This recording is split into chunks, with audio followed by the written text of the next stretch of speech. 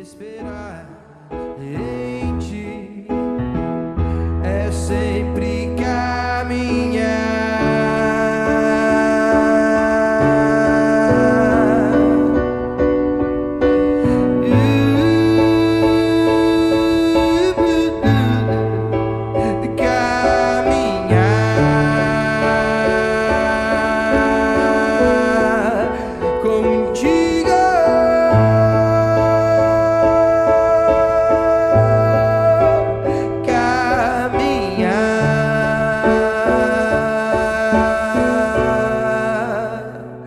contigo.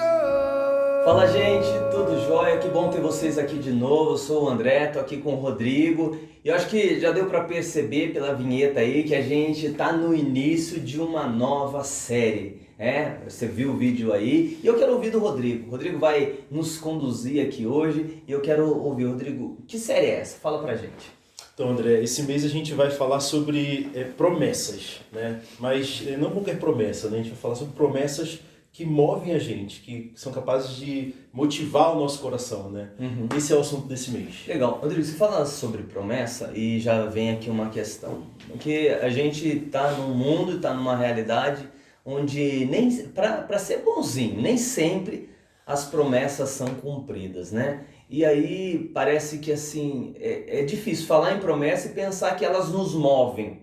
Então, pergunto para você, pensando nas promessas de Deus, há um jeito adequado da gente se relacionar com essas promessas? Sim, é verdade, André. Assim, seja pelo que a gente, por como a gente se comportou com relação a essa palavra, promessas, né? Desde aquela promessa não cumprida dos pais com os filhos, né? De olha, na volta a gente compra aquele sorvete ou aquele brinquedo que o filho tanto queria, ou das nossos próprios descumprimentos mesmo durante a vida, né? A gente descumpre promessas ou porque esqueceu que as fez, ou porque a gente a vida mudou e as coisas mudaram, a gente não conseguiu manter aquela palavra porque as circunstâncias mudaram, ou mesmo porque a gente pensou em nós mesmos, né, e não honramos aquela promessa feita. Isso descredibiliza essa coisa da promessa. Além disso, existe uma classe no Brasil, e sem querer generalizar, mas que fez com que a gente tivesse uma relação com essa palavra muito ruim mesmo, né? Que é a classe política. Infelizmente, os políticos são conhecidos por prometerem demais e não cumprirem, né? Eu li algumas pesquisas sobre isso e há índices elevadíssimos de descrença aí na classe política, novamente não generalizando, há bons políticos, né? A gente tem que tomar cuidado com isso, mas infelizmente é repetido essa coisa de prometer e não cumprir por parte de alguns políticos. Acontece que, perceba, a pessoa que faz a promessa tem toda a relação com como a gente encara a promessa. E é exatamente aí que faz diferença as promessas das quais nós vamos falar hoje, ou nós vamos falar durante esse mês. Nós vamos falar sobre promessas feitas por Deus, não feitas por nós. Né? As promessas que nós vamos falar aqui não são as promessas que nós vamos construir. Promessas contidas na Escritura e feitas por Ele. E aí fica toda a diferença, né? Deus, ele é descrito na Escritura como alguém que cumpre as suas promessas, que é fiel no cumprimento de suas promessas. Ele é zeloso por isso, né? Em Números diz o seguinte, Deus não é homem para que minta, é um verso bem conhecido. Deus não é homem para que minta, nem filho do homem para que se arrependa. Acaso fala e deixa de agir? Acaso promete e deixa de cumprir? Lá em Josué, Josué fala sobre as promessas de Deus. De todas as promessas do Senhor à nação de Israel, nenhuma delas falhou, todas elas se cumpriram. A Escritura descreve Deus assim, como um Deus fiel. Então, a partir disso, fica diferente, nós nos relacionamos com as promessas dele. É ele quem está fazendo. Legal entender essa relação, né? Que tem uma relação diferente com as promessas de Deus e não com as promessas das pessoas, com as nossas promessas, né? Nossa falha em cumprir. Mas assim, para que a gente entenda, né? O nome da série é Promessa que nos movem. Então, para ficar mais claro isso aí, como assim? Como que essas promessas nos movem, nos encaminham? Dá o tom pra gente aí. Exatamente, assim, e elas conseguem nos mover exatamente a partir do que a gente falou agora, né? São promessas, as promessas quando são feitas por Deus, quando saem da boca de Cristo, de Deus, elas são como certeza, né? Elas não são como uma expectativa de torcida. A gente não fica torcendo para que elas aconteçam. A realidade é que promessas, a partir de Deus, são certezas, são, na verdade, a descrição da realidade futura. É o que vai acontecer, né? Então, a partir disso, a gente olha para elas e a gente a partir dessa realidade de certeza e é motivado por elas. É por isso... Ah, caiu o meu celular. Bagunça! Então a beleza de Deus no relacionamento dele com as promessas dele, com as falas dele é impressionante, porque ele, além de falar, dá por certo que vai acontecer, ele nos move na direção dele para tanto confiar no que ele disse, quanto segui-lo, e enquanto seguimos, descansar nas certezas que ele nos deu através das promessas dele. Então são essas duas coisas que influenciam aí essa capacidade de nos mover das promessas. Bacana. Gente, a conversa, né, vocês viram que vai ser muito especial ao longo desse mês e a gente vai falar sobre promessas que nos movem. Então, de fato, a gente hoje quer saber, a gente tem uma promessa para a gente conversar hoje. Vamos começar com uma conversa. Fala aí sobre essa promessa, discorre sobre ela para a gente. Tem sim. Eu queria que a gente desse uma olhada lá no Salmo 23 e a gente hoje vai falar sobre a promessa do cuidado.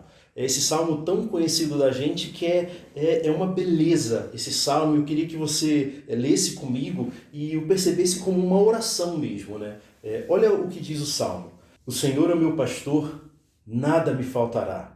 Deitar-me faz em verdes pastos, guia-me mansamente às águas tranquilas. Refrigera minha alma, guia-me pelas veredas da justiça por amor do seu nome. Ainda que eu andasse pelo vale da sombra da morte, não temeria mal algum, porque tu estás comigo. A tua vara e o teu cajado me consolam. Preparas uma mesa perante mim, na presença dos meus inimigos. Unges a minha cabeça com óleo, o meu cálice transborda. Certamente, a bondade e a misericórdia me seguirão todos os dias da minha vida e habitarei na casa do Senhor por longos dias. A beleza desse salmo, dessa oração é impressionante. E a gente lendo ele, né, o que a tradição diz, André, é que ele provavelmente foi escrito por Davi, né? E Davi era um pastor, né? Mas independente de ter sido ou não Davi, a realidade é que ele é um salmo que foi escrito por um pastor. O cara que escreveu, que orou isso aqui, registrou essa oração, ele conhecia essa relação do pastor e da ovelha, né? Ele fala sobre coisas aqui, da forma que ele fala aqui, ele conhecia como o pastor se relacionava com as ovelhas e o interesse dele pelo cuidado das ovelhas. Ele sabia como o pastor estava profundamente interessado em cuidar no bem-estar das suas ovelhas. E ele também conhecia as ovelhas e como elas se comportavam e como elas se reagiam com relação ao pastor, né? Algumas características das ovelhas que ficam registradas aqui ou ficam nas entrelinhas aqui, como o fato das ovelhas carecerem de cuidado, de proteção. Elas são animais bastante amedrontados, se assustam muito facilmente, né? Isso tudo está escondido aqui na fala dele, e a relação da ovelha com o pastor, né? As ovelhas elas se apegam, se afeiçoam profundamente aos pastores, de modo que assim, se a ovelha fica um pouco mais adulta, ela não é vendida para outro pastor. Ela precisa ser vendida, por exemplo, ela não é vendida para outro pastor, ela é vendida para o matadouro, porque haverá muita dificuldade dessa ovelha se acostumar com outro pastor, né? Aquela imagem, isso vai acabar influenciando, né, na saúde dela, no comportamento dela. A outra imagem que é bastante tem bastante relação com isso, algumas vezes a gente vê pastores lá no Oriente Médio sempre em dupla, né? Um pastor às vezes mais velho, adulto, outro mais jovem. Isso porque aquele rebanho será cuidado por aquele pastor, o pastor mais velho, que está ali ou ensinando ou fazendo pastoreio junto com aquele segundo pastor, e haverá essa segunda pessoa, o co-pastor, para que, na ausência do pastor do rebanho, aquele rebanho se acostume mais facilmente com o copastor, não sinta tanto essa transição entre um e outro. Ele sabia dessa relação das ovelhas com o pastor. E aí ele começa o verso 1 declarando uma coisa muito legal. Ele olha para Deus e fala: Senhor, o Senhor é o meu pastor. Quando ele fala isso, ciente de toda essa relação, compreendendo essa relação entre pastor e ovelha que ele vivia diariamente, ele está declarando: Senhor, o meu coração está afeiçoado ao Senhor. O meu coração está tomado pelo Senhor, o cuidado do Senhor afeiçoou meu coração. Eu tenho desejo que o meu coração seja pastoreado pelo Senhor e não desejo nenhum outro pastor que não o Senhor. Não desejo que meu coração siga nenhum outro lugar ou nenhuma outra pessoa que não o Senhor, Deus. A beleza disso é que ele também se compara nesse momento à ovelha. E olha que interessante. Ele sabe que a ovelha é um animal que carece desse cuidado, que carece de ser suprida, mas ele mesmo não é assim. Pelo contrário, ele é o pastor das ovelhas. Ele está acostumado e sabe, está ciente sobre ele mesmo, que ele provê para as ovelhas tanto cuidado quanto cuidado com a saúde, ele provê segurança para as ovelhas, mas diante de Deus fica revelado o coração dele que, apesar de ser esse corajoso que protege, há temores no coração dele. Há faltas no coração dele, há necessidades no coração dele. E diante de Deus, ele se vê dessa forma e declara: Senhor, eu careço do Senhor, eu preciso do Senhor, eu confio ao Senhor o cuidado do meu coração e da minha vida. O começo desse salmo, ele faz sombra sobre todo o resto do salmo. A gente precisa ler todo o restante do salmo a partir dessa realidade, que esse homem declara que Deus é o pastor da vida dele, e como essa relação se dá. Ele continua: Senhor, o Senhor é meu pastor, nada me faltará. E os dois outros versos: deitar-me faz em verdes pastos, guia-me mansamente às águas tranquilas. Refrigera minha alma, guia-me pelas veredas da justiça por amor do seu nome. O salmista aqui, ele parece lembrar da rotina dele com as ovelhas, de como ele se comporta com as ovelhas e o que ele faz durante o dia, o cuidado dele com as ovelhas. Ele lembra que ele, em algum momento do dia, leva as suas ovelhas, e os pastos verdejantes não eram tão comuns assim. Ele tinha que transportar o rebanho dele, do curral ali, do aprisco, até os pastos. Então ele tinha que guiar as ovelhas, levar as ovelhas até lá. Ele lembra disso e lembra de como era importante para ele que elas estivessem bem alimentadas, que elas estivessem bem supridas, que a saúde delas estivesse adequada, estivesse em dia. E ele olha para Deus e fala assim: o Senhor faz isso comigo. Eu vejo no Senhor o cuidado do Senhor com o meu suprimento, com a minha saúde, com a minha alimentação. Eu vejo no Senhor que o Senhor me leva a me refrescar em águas tranquilas.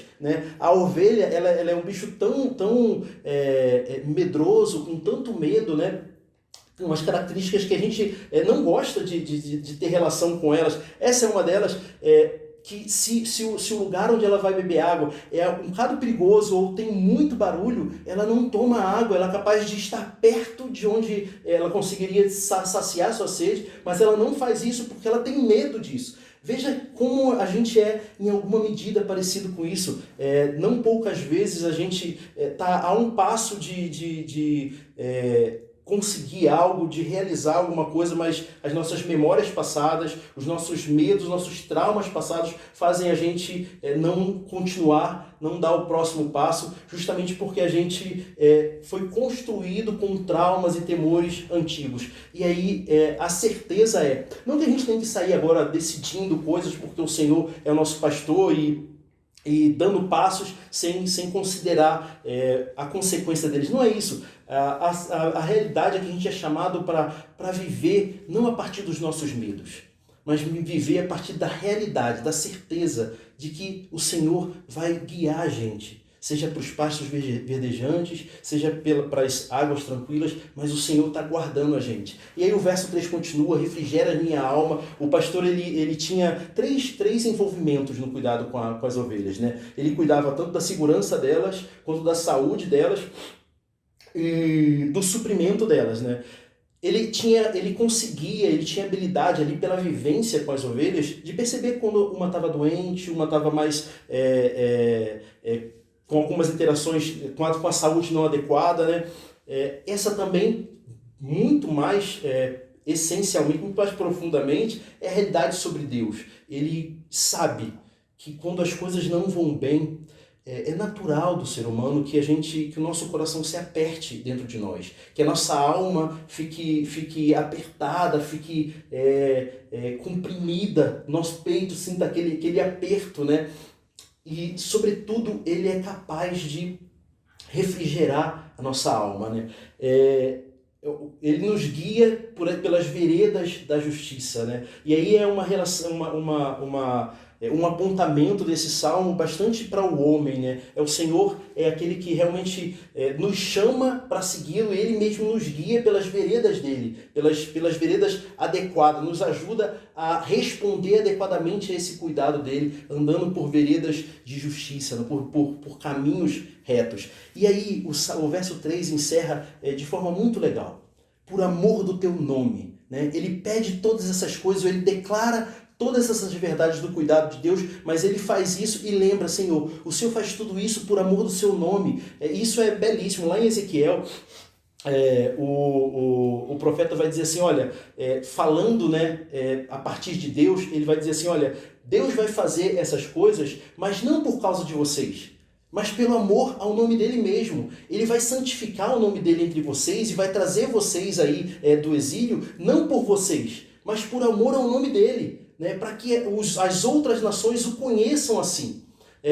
Veja só, André, quando a gente compra alguma coisa a crédito, por exemplo, o que a gente está fazendo, quando a gente parcela alguma coisa, é que a gente está prometendo que vai pagar aquela dívida do que a gente comprou, do serviço que a gente consumiu, nos próximos meses, né? Quando a gente não faz isso, em algum momento o nosso nome, isso fala sobre quem nós somos, e aí o nosso nome fica impedido de ter crédito. Por quê? Porque o não cumprimento de uma promessa fica nossa... com o nome sujo. Basicamente essa é a expressão. Fica com o nome sujo.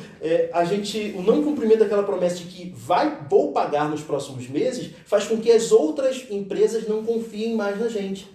Deus sabe, essa é uma realidade, e Deus cuida para que ele seja conhecido adequadamente. Ele cuida para que seja conhecido como quem ele é. Primeiro, capaz de prover, poderoso para prover, e segundo, que de fato promete e faz, né? Então os 3 versos aqui caminham expressando profundamente esse cuidado aí entre o pastor e a ovelha. Que delícia ouvir isso. Ouvir que a gente pode, né, fazer essa oração. O Senhor é o meu pastor. E com toda essa realidade ele vai me encaminhar em lugares que não me falte suprimento, não me falte cuidado, não me falte segurança. Ele vai por amor ao nome dele, e o que é espetacular, porque eu poderia que pensar assim que por ele me amar é uma coisa importante. Mas entender que o nome dele está em jogo é mais importante do que o amor dele por mim.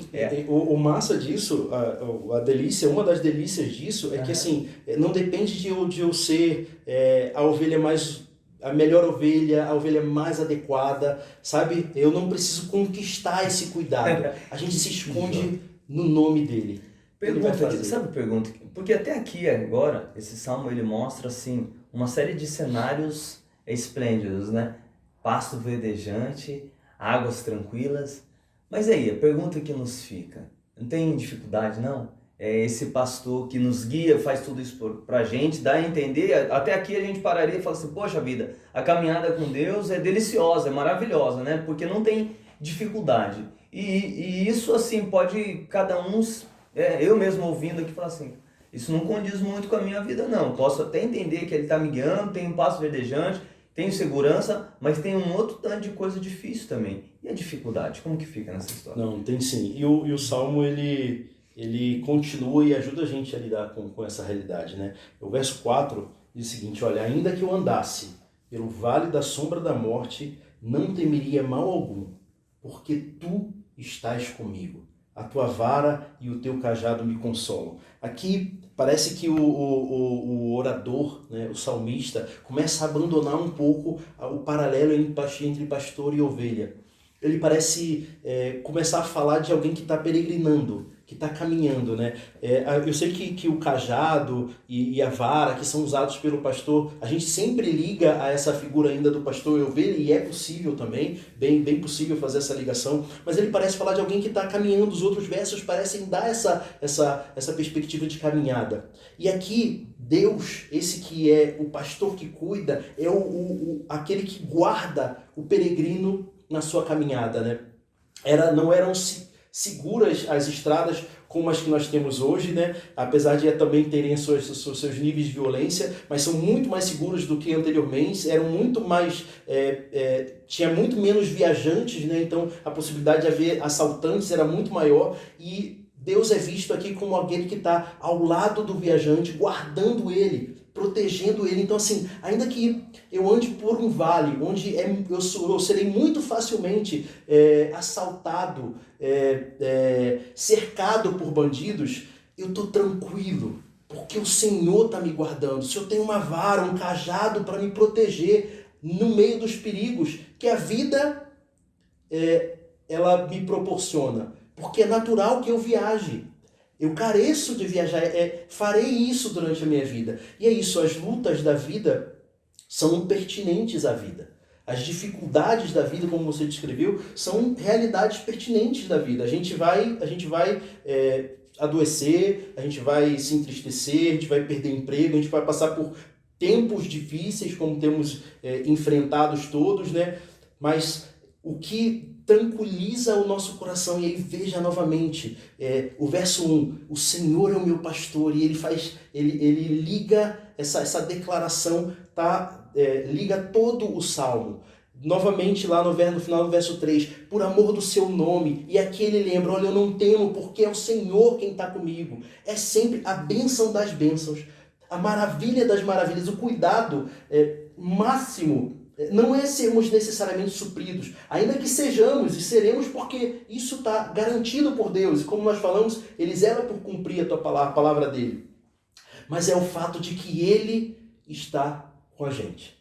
É o fato de que as lutas vão acontecer, mas elas vão ser enfrentadas junto dele, né? E aí o verso 5 e 6 ajudam bastante a gente a continuar nisso, né? Ele descreve agora, né, nessa peregrinação, uma cena de um soldado voltando da guerra, né? E sendo recebido de um general, de um grande capitão de guerra, vitorioso da guerra, voltando da guerra. E ele fala, olha, o Senhor prepara uma mesa para mim perante, ou na presença dos meus inimigos, unge a minha cabeça com óleo e o meu cálice transborda. Essa figura é uma figura de, ainda que seja um momento de tensão, eu passe por momentos de tensão na minha vida, o que o Senhor prepara para mim depois das lutas que enfrentarei, esse descanso no lugar de fartura, de alegria, com vinho transbordando no cálice, né? E termina com uma certeza belíssima no verso 6. Certamente que a bondade e a misericórdia me seguirão todos os dias da minha vida. E esse seguirão aqui o sentido da palavra, assim, elas me perseguirão firmemente, elas irão atrás de mim, correrão atrás de mim o tempo todo, sabe? Como alguém que persegue a outra pessoa, como um caçador persegue a sua caça. É isso que certamente vai acontecer com a bondade e a misericórdia. Elas farão isso comigo, né? Esse verso 6, ele aponta para uma realidade, o verso inteiro, o salmo inteiro aponta para a nossa vida e como ela vai ser vivida, mas termina apontando para uma realidade futura, né? Da nossa vida com Cristo eternamente. E a beleza disso é que isso tudo é possível a partir da certeza de que nós temos esse bom pastor chamado Jesus, né? Jesus, ele é descrito, e aí o salmo inteiro, ele toma uma outra conotação, ele tem uma outra cor, quando a gente lembra que Jesus, ele mesmo se descreve, olha, eu sou um bom pastor, o bom pastor dá a vida por suas ovelhas. E essa é a realidade sobre Cristo. Ele é esse bom pastor, e todas as expressões aqui encontram em Cristo a máxima realização. né, do cuidado. Sobretudo essa que ele mesmo fala sobre ele. Eu dou a vida pelas minhas ovelhas. E de fato Cristo fez isso, para que as ovelhas, aqueles que estão ouvindo a gente aqui, aqueles que caminham ou que se aproximem de Deus, possam fazer isso e desfrutar desse cuidado aqui, né? Desfrutar dessa caminhada com Ele, mas sobretudo desfrutar do próprio Deus e da companhia do próprio Deus, né? Esse é o benefício, ou esse é o cuidado máximo conquistado por Cristo na cruz. Essa é a beleza do Salmo 23, de como ele promete pra gente, né, esse cuidado de Deus. E a gente, 2 Coríntios 5, quer dizer, 2 Coríntios 1, verso 20, diz o seguinte, André, em Cristo, nós encontramos o sim para todas as promessas. Veja que Jesus, ele é o cumprimento e o descanso da gente nessas promessas, né? Não, como nós falamos, não precisaremos, a gente não precisa, né, nos provar, conquistar o que foi falado aqui, mas segui-lo, confiando tranquilamente de que ele está cuidando da gente, seja por veredas tranquilas, seja por pastos verdejantes, ou quando a vida não parece estar tão tranquila assim, a certeza ele caminha com a gente. O chamado, André, hoje é para que tanto eu, quanto você, quanto alguém que está ouvindo a gente, se aproxime dele. Declare ele como Senhor, né? Olhe para ele e peça a ele que o coração seja afeiçoado a ele como seu pastor, né? Para que possa desfrutar e desfrute profundamente dessa promessa que é, como a gente falou, a descrição da realidade. Que delícia, gente. Sabe o que isso provoca no meu coração? Provoca no meu coração Deus dizendo para mim assim: André, eu vou te guiar por águas tranquilas, por pastos verdejantes. André, se você tiver em momentos de dificuldade, lembra do seguinte: eu vou estar com você. Porque por amor ao meu nome, André, eu estou prometendo isso eu farei. E aí eu fico tão feliz porque daí agora eu saio com esse eco da voz de Deus dizendo isso para mim e sabendo assim, ó, a bondade e a misericórdia do Senhor me seguirão. Que delícia! Eu queria muito, e esse é o nosso desejo, que essa palavra toque o seu coração. Mas não toque só o seu coração, toque outras vidas. Então, se você sabe de gente que precisa conhecer o bom pastor, ou que já conhecendo o bom pastor esqueceu das maravilhosas promessas de Deus, ore por essa pessoa e encaminhe esse vídeo para ela ser abençoada também. Vou pedir para o Rodrigo para que ore por você, ore por mim, ore com a gente, para que essas promessas caiam como voz de Deus no nosso coração e a gente seja movido por Deus. Amém. Vamos orar então. Deus, amado Senhor, a gente quer dizer aqui, né, que o Senhor é o nosso pastor. A gente quer dizer aqui, Deus, como esse salmista, que a gente encontra no Senhor esse descanso, esse cuidado.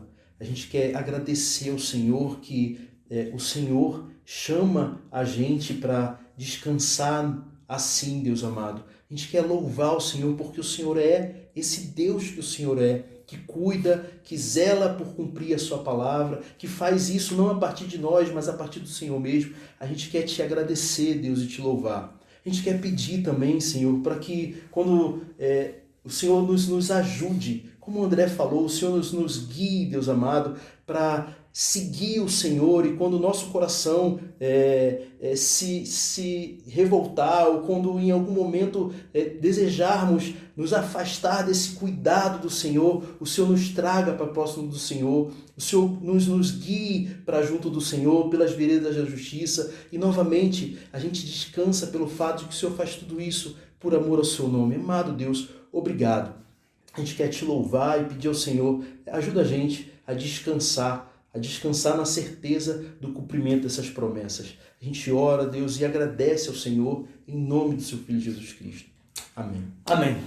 Deus abençoe e até a próxima promessa.